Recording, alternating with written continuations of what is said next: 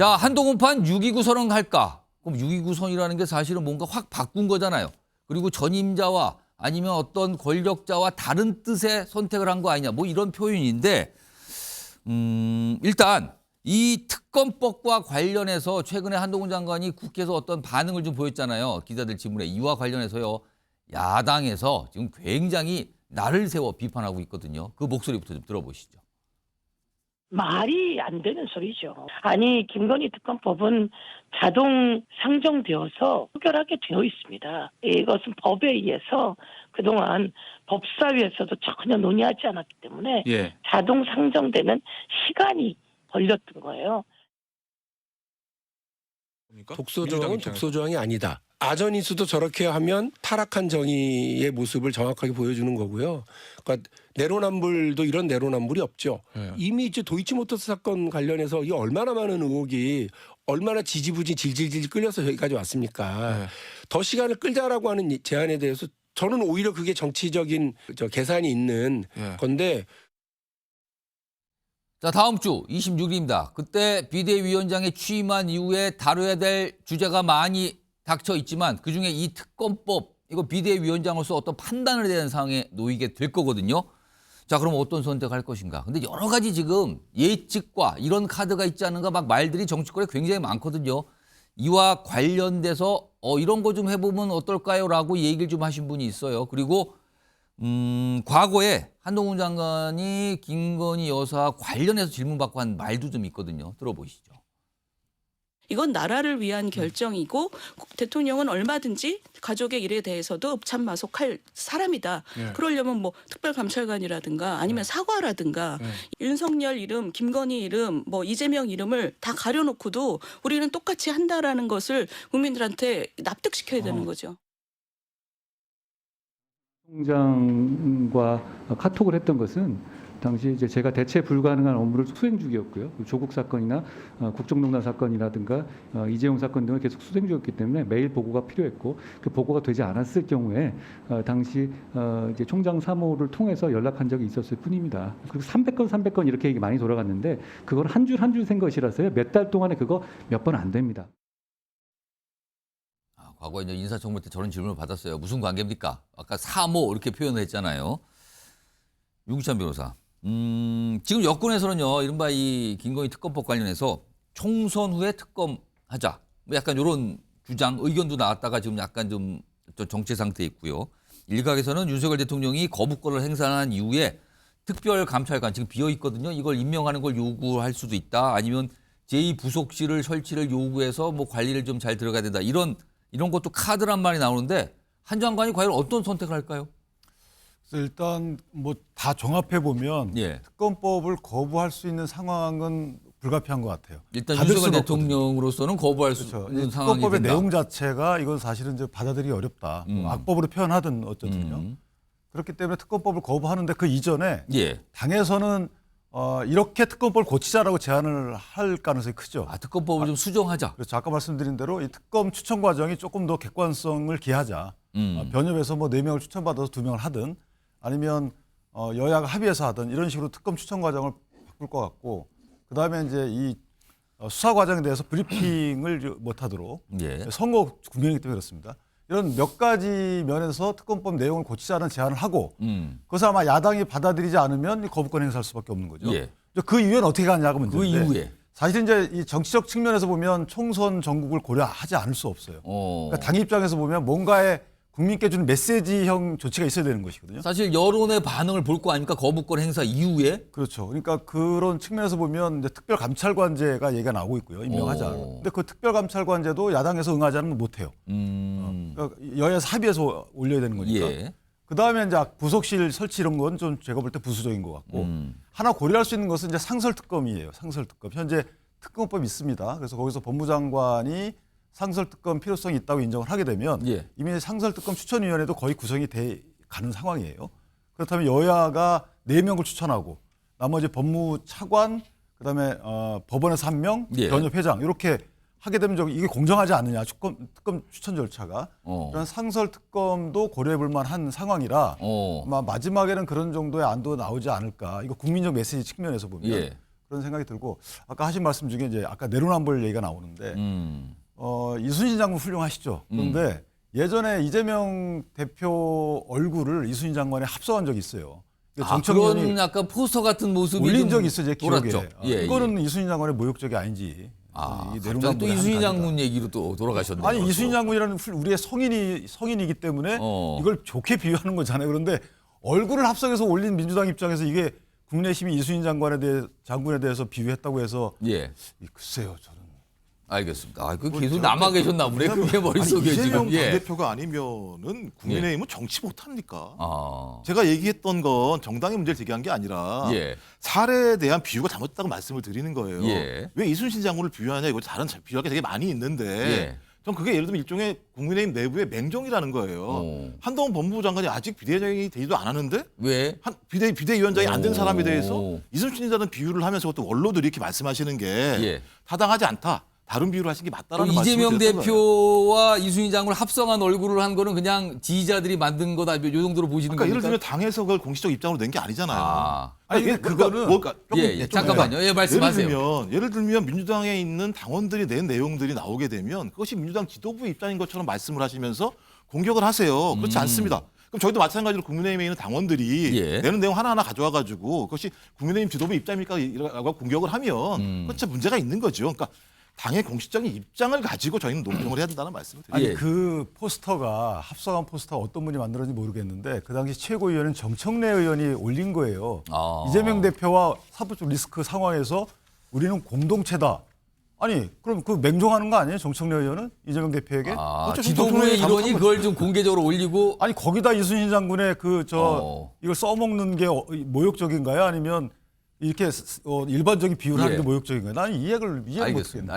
지금 갑자기 이순신 장군 얘기하는데 지금 우리 돌아가신 지가 수백 년이 지난 이순신 장군이 만약에 이걸 보고 계시면 갑자기 내 이름들을 왜 정치권에서 이렇게 쓸데없이들 꺼내고 있는가 아마 이러실 것 같은데 알겠습니다. 이 얘기는 뭐 이 정도로 마무리하겠습니다. 자, 이런 상황에서 오늘 한동훈 전 장관이 당정 관계 이거 굉장히 사실은 민감한 이슈잖아요. 여당에서는 이거에 대한 질문도 좀 있었는데 대답을 좀 했다 그러네요. 들어보시죠. 대통령이든 여당이든 정부든 모두 헌법과 법률의 범위 내에서 국민을 위해서 일하고 협력해야 하는 그런 기관입니다. 그런 기본을 저는 잘 알고 있고요. 국민의힘은 비록 소수당이지만 대선에 승리해서 행정을 담당하고 있는 이점이 있습니다. 국민의힘이 하는 정책은 곧 실천이지만 다수당이지만 민주당이 하는 정책은 약속일 뿐입니다. 그건 큰 차이입니다. 그 시너지를 잘 이해하고 활용해서 국민들께 필요한 정책들을 실천에 옮기겠다는 것이 제 생각입니다. 이거 들어보니까 저는요 소수당이지만 집권 여당의 비례대위원장이거든요. 약속이 아니고 정책을 하는 겁니다. 이걸 강조하는 것 같기도 하네요. 아무튼 오늘 이런 얘기 지금 계속 영상이 속보로 들어오고 있습니다. 그때마다 좀 전해드리겠습니다. 이런 상황에서 오늘 한동훈 장관과 관련해서 과거에 있었던 6.29 선언 있죠. 6.29 선언을 많은 분들이 기억하실 텐데 당시에 뭔가 정치적으로 전환점이 된 일이었거든요. 결국에는 어떤 권력자와의 단절 뭐 이런 걸 말하는 상황이었었는데 그걸 꺼내신 분들이 많아요. 일단 목소리부터 좀 들어보시죠. 가장 신뢰하는 분이 아마 대통령 입장에서는 한동훈 장관이고 그리고 공동 운명체 의식이 있기 때문에 소위 말해서 수익적 당정 관계도 뭔가 돌파구를 열 수가 있다. 아하. 예를 들어서 노태우 대통령이 6.29 선언을 할 때 당시 전두환 대통령은 의원내각제를 고집하고 있었거든요. 두 분이 신뢰가 있고 운명 공동체 의식이 있었기 때문에 대통령 직선제를 받아들인 겁니다. 수익적 당정 관계가 가장 어떤 후보보다도 덜 잘 극복해낼 수 있다. 대통령 특수관계이기 때문에 예를 들어서 그 지금 요즘 6.29 이때 이야기 많이 하잖아요. 전두환 후계자 노태우 전 대통령이 6.29 선언 지르고 전두환이 받고 그러면 후계자가 뜨는 거 아닙니까? 그런 식이 돼야 된다. 그렇죠. 일종의 우리 당의 6.29, 우리 정부의 6.29 같은 게 필요한 시기예요. 여야 합의하에 조속히 대통령 직선제 개헌을 하고 새 헌법에 의한 대통령 선거를 통해서 88년 2월 평화적인 정부양을 실현하도록 해야 하겠습니다. 예, 본인은 아, 옛날에 본인은 얘기까지 나왔어요. 유경호 수장님, 6.29 선언을 해야 된다 이런 얘기 여당에서 나오는데 그렇다면 이게 사실은 윤석열 대통령과 뭔가 대립각을 세우고 설득을 하고 끌고 와야 된다는 뭐 끌어내야 된다 이런 소리인데 이게 가능하겠습니까? 그러니까 이게 현상적으로만 보면 윤석열 대통령이 지금까지 해왔던 정책에 반하는 얘기도 하고 반하는 정책도 꺼내야 된다. 이게 6.29 선언이라고 얘기할 거 아니에요. 예. 그런데 한번 생각해 보십시오. 이 6.29 선언이라는 게 전두환과 노태우 둘이 손잡고 그래 우리 둘이 함께 짜고 치든 아니면 뭐 단판을 했든 예. 그래서 나온 겁니까? 그렇게 생각하면 정말 너무나 얕은 역사의식들이죠. 7년 동안 포갑 정치 길게 보면 80년부터 광주에서의 유혈 참극 이후에 전두환 독재 체제가 골물대로 골마서 박종철 열사 그리고 이한열 열사까지 이어지는 그 과정에 시민들의 저항이 거의 폭발된 거 아니에요. 그 폭발의 결과가 나온 게 6.29 선언이지. 예. 어떻게 이게 전두환과 노태우 둘이 서로 의견이 투합되면 해결돼서 나온 것처럼 해석을 하는 걸로 비춰져요. 예. 그럼 지금 윤석열 대통령이 지난번 강서구청장 선거에서 매를 맞았던 거에 그때 뭐라고 얘기했어요? 윤 대통령의 독선, 아집, 그다음에 소통 부재 이런 것들에 대해서 국민들이 매를 때린 거라고 했단 말이에요. 그러면 지금 한동훈이라는 윤석열 대통령의 아바타라고 얘기를 듣는 예. 또 하나의 검사 출신 여당 대표가 가서 윤 대통령에게 그걸 반하는 정책과 직언을 할 수 있을 것이다. 예. 그때와 지금의 상황은요. 윤 대통령은 지금 정권의 후반기에 아까 말씀드린 것처럼 시민혁명의 도도한 물결이라고 할 정도의 위기 상황이라고 아마 본인이 생각하지 않을 거예요. 예. 그런데 어떻게 단순히 비대위원장 한 사람 등장했다고 해서 이 사람이 한 얘기가 6.29 선언과 비유가 될 수 있을 정도일까? 저는 아까 말씀드린 거에 대한 연장입니다만 예. 한동훈 비대위원장의 가장 큰 약점은 예. 아마 국민의힘 지지자들이나 그쪽 진영에 계신 분들은 무조건 박수를 치겠지만 반대쪽이나 또는 중도에 계신 분들은 아니 대한민국에 검사밖에 사람이 없냐. 이 얘기에 아마 가장 한동훈 장관의 약점이자 아마 발목이 질질 끌려가는 대목일 거예요. 이걸 어떻게 한동훈 장관이 불식을 시키느냐. 예. 지난 1년 5개월 정도 되는 법무장관 했을 때 이 경력만으로 그걸 불식시키기에는 예. 너무나 윤 대통령과 한동훈 장관의 관계는 예. 정말 뭐 톰과 제리라고 비유를 누군가는 했고 누군가는 뭐 실과 바늘이라고 얘기했지만 그거 이상으로 저는 윤 대통령과 수직 상하 관계라는 예. 그걸 아마 계속 떨치기 어려운데 어떻게 예. 6.29 선언이라는 게 가능하겠느냐 저는 좀 회의적인 생각입니다. 자, 짧게만 질문 드릴게요. 말씀드리고 싶은 건 뭐냐면 예. 이런 차원으로 봐야 되고요. 한동훈 장관에 대해서 정치 성향에 따라서 시각에 따라서 끊임없이 온도차가 있는 평가는 나올 수밖에 없어요. 앞으로도 마찬가지고. 예. 근데 중요한 것은 결과적으로 우리가 앞으로 한 보름 뒤에 한 달 뒤에 국민의힘 지지율이 어떻게 되는가, 대통령 지지율이 어떻게 되는가 이게 핵심이에요. 예. 그러니까 한동훈 장관이 아무리 수를 잘 쓴들 예. 국민의힘 지지율이 안 올라가고 대통령 지지율이 안 올라가면 낭패를 보는 겁니다. 그런데 아무리 비판이 쏟아져도 뭐 예. 이순신이든 원균이든 한동훈 장관이든 그게 중요한 게 아니라 한 달 뒤에 1월 말에 국민의힘 지지율이나 대통령 지지율이 훌쩍 올라간다? 그럼 한동훈 비대위원장 성공인 거예요. 그러니까 우리가 자꾸만 관성적인 접근이나 추상적인 접근을 하는 것은 예. 사실상 굉장히 이론적 접근을 시도하지만 현실적인 의미는 없는 게 예. 아니 이게 지지율로 한 달 뒤에 나올 텐데 두 달 뒤에 나올 텐데 성적표가 나오는데. 그러니까 이제 중요한 것은 이런 것 같습니다. 한동훈 장관에게 윤석열 대통령과 달라야 된다. 지금 또 비대위원장이 임명이 된 이상 아무리 검사 출신인 걸 이야기한들 뭐 하겠습니까? 이제 앞으로가 중요한 거겠죠. 예. 그런데 핵심은 이런 걸 겁니다. 대립각을 세우기는 힘들 거예요. 그러면 얼마나 차별을 하느냐. 예. 저는 6.29 선언을 비교할 게 아니라 아버지 부시와 아들 부시를 비교해야 된다. 아버지 부시는 더 훌륭한 정치적 이력을 가지고 있었지만 예. 재선에 성공을 못합니다. 그런데 아들 부시는 재선에 성공을 해요. 예. 그것도 막강한 경쟁자들하고 붙어가지고. 예. 그 왜냐하면 아버지는 빌 클린턴 대통령에게 바보야, 문제는 경제야. 여기 일격을 당합니다. 그런데 아들은 엘고라고 하는 미국 정치사에서 전대미문의 엘리트 정치인하고 맞붙었는데 이겨요. 예. 그것도 엘고의 고향인 테네시주에서도 이깁니다. 예. 왜 그랬을까? 어. 끝없이 저 사람은 무능해, 아들 부시는 안 돼 그러는데 그냥 국민들이 변하는 거야. 유권자들이 볼 때 무능한 사람이 아니라 소탈한 사람이었어. 이미지가 변합니다. 그래서 저는 한동훈 장관이 중도를 얼마나 흡수할 수 있느냐가 아까 노태우 전 대통령의 그 접근 방식이었거든요.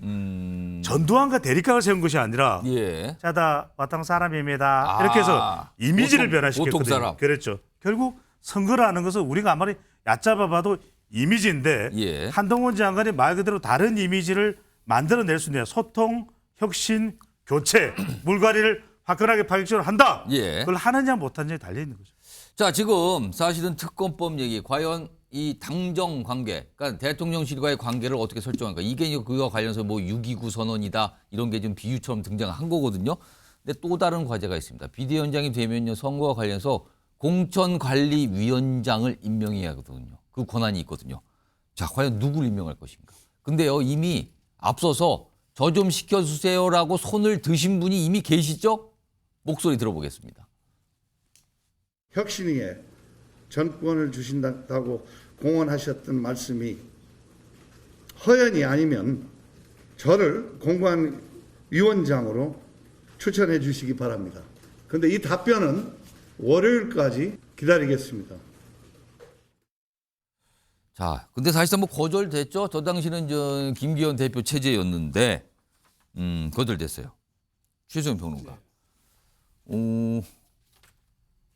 오늘 사실 이런 얘기가 돌았고 그렇죠. 국민의 내에서는 뭐 이거 아니다, 사실 아니다, 네. 이거 가짜 뉴스가 막 돈다, 뭐 부인도 하고 했는데 한동훈 전 장관 이제 비대위원장이 되면 인요한 전 혁신위원장을 공천관리위원장으로 임명할 가능성 이거 전혀 없습니까? 아니면 뭐가 좀 남아 있습니까? 가능성이 높다고 봐요. 높다. 높다고 봐요. 왜냐하면 사실 그 지금 어찌 보면은 혁신위가 제안한 것들이 다 순차적으로 지금 혁신위가 오히려 끝난 다음에 다 이루어지고 있지 않습니까? 예. 뭐 장제원 의원의 불출마 선언이나 김기현 후보의 사퇴라든가 김기현 대표 사퇴라든가.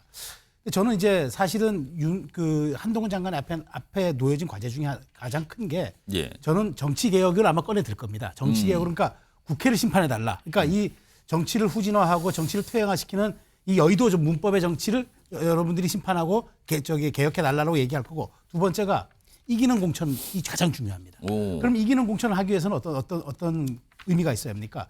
국민의 눈높이에 맞고 감동을 줄 수 있는 그런 스토리들을 가진 전문가 인사들을 영입해야 되지 않겠습니까?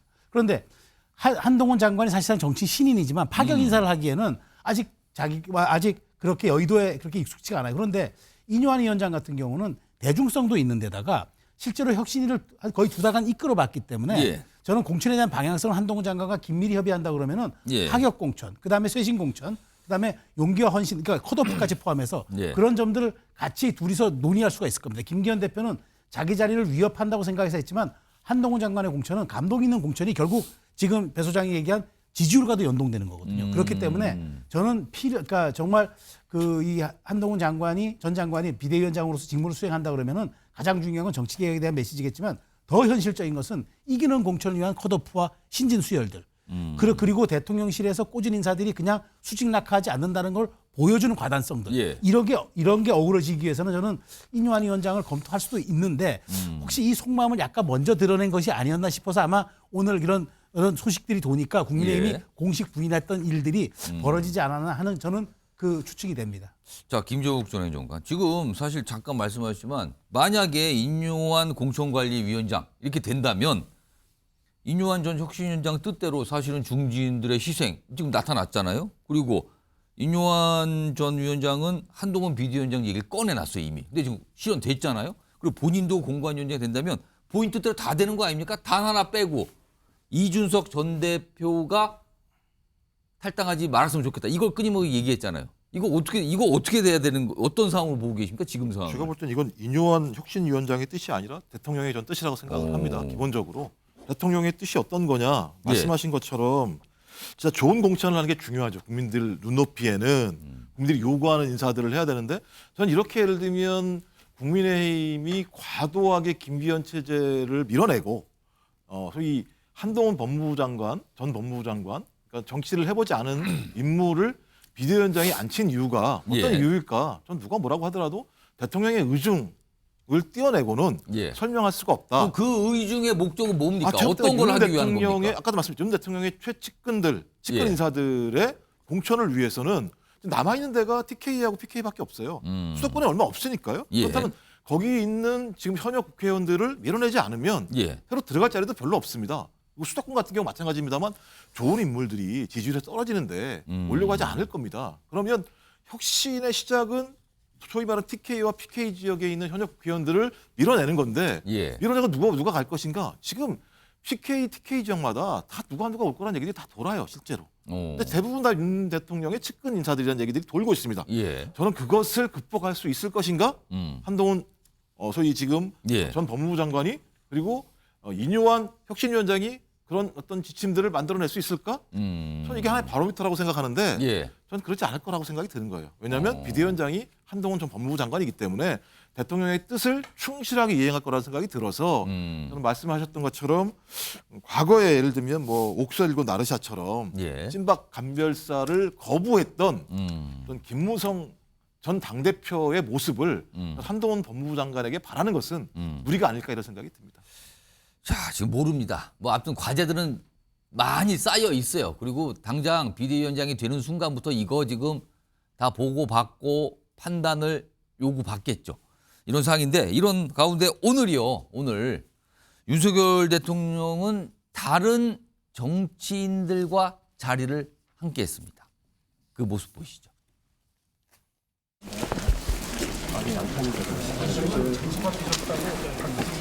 중화 모아타운 지역입니다.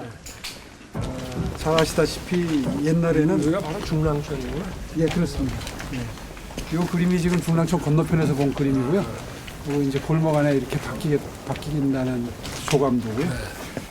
30년 전에 머물러 있는 이 노후 주택을 편안하고 또 안전한 주택으로 확실하게 바꿔야 될 것입니다. 윤기찬 부위원장, 오늘 일정은 어떻게 된 겁니까? 이렇게 윤석열 대통령과 원희룡 장관, 오세훈 시장이 같이 모였어요. 그냥 뭐 단순한 일정입니까? 이거 어떻게 봐야 되는 겁니까? 공교롭게도 오세훈이 서울시장인 것이고요. 원희룡이 국토부 장관인 것이죠. 다 공교로운 겁니까? 그러니까 저게 대통령이 가는 행사는 사실 한참 전에 정해지기 때문에 저게 서울시 행사에 대통령이 간 게 아니고 국가 행사에 오세훈 시장이 온 거예요. 그러니까 대통령이 오세훈 시장을 만나는 자리가 아니고 오세훈 시장과 그냥 합류된 행사기 때문에. 근데 뭔가 설명을 듣고 있는데요. 그 당연히 설명을 하죠. 시장의 설명을 지금 대통령이 듣고 있어요, 지금. 그러니까요. 그러니까 그 행사를 주최는 국가가 했지만 해당 서울시 관내 일이기 때문에 서울시장이 아마 대통령께 설명을 드린 것 같고요. 행사의 취지나 경위 등을 볼 때 뭐 애써 만나러 간 건 아닌 것 같고요. 그럼 우연찮게 오늘 한동훈 장관이 비대위원장직을 수락하고 임식이 열린 게 그냥 우연히 겹쳤다. 그렇죠. 왜냐하면 저게 만약에 오세훈 시장의 서울시 행사에 대통령이 갔다 그러면 여러 가지 생각이 드는 그런 거 행사지만 거꾸로 이제 국가 행사에 오세훈 시장이 온 거기 때문에 아마 재밌는 모양새는 맞죠. 그 오세훈 시장은 왜 왔을까요? 대통령이 오시니까 오죠. 당연히 서울시 행사에 갔네. 그리고 저게 아마 중랑구일 텐데 그 관련된 분들 저기 보면 이승환 전 행정관도 보이고 그래서 아마 관련된 분들이 모두 와 있는데 시점이 공교롭게 이제 한동훈 전 장관이 비대위원장 수락한 때이기 때문에 저 그림이 또 큰 뉴스거리가 된 거죠. 그냥 우연히 그냥 일정이 잡힌 것뿐인데 이걸 지금 저렇게 보여주고 있다 이 말씀이신데 다음 화면 좀 보실까요?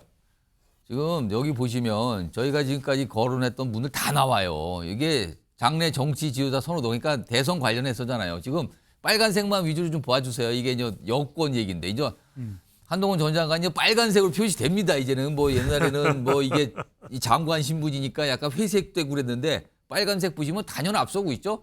그 뒤에 보면은 뭐 이준석, 원희룡, 오세훈 오늘 등장하신 분들 쭉 있는데 비교하기 어려울 정도 차이가 많이 나는 상황이에요. 배용찬 소장님. 오늘 일정 이거 어떤 의미가 전혀 지금 윤기찬 변호사께서는 뭐 그냥 우연이지 별 의미 없습니다. 그런데 없은 겁니까? 아니면 좀 봐야 되는 겁니까? 정치에는요 우연도 없고 공연한 것도 없어요. 뭡니까, 다 그럼? 의미가 담겨 있습니다.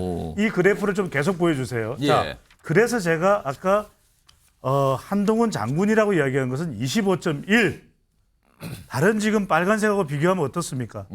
단연 우뚝 서 있잖아요.